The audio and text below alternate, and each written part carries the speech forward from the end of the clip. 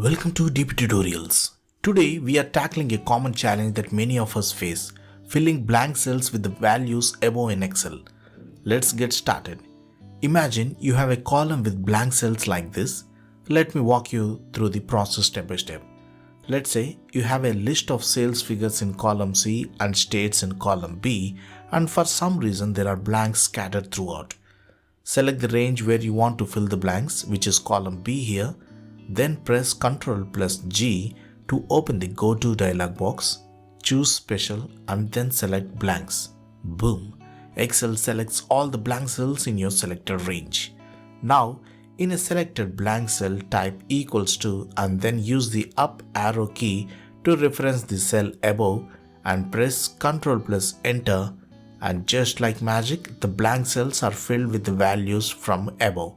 This is a fantastic way to maintain continuity in your data. And there you have it, a quick guide on how to fill blank cells with the values above in Excel. If you found this video helpful, don't forget to hit the like button, subscribe for more Excel tips and ring that notification bell to stay in the loop. If you have any questions or suggestions for future videos, drop them in the comments below. Thanks for watching.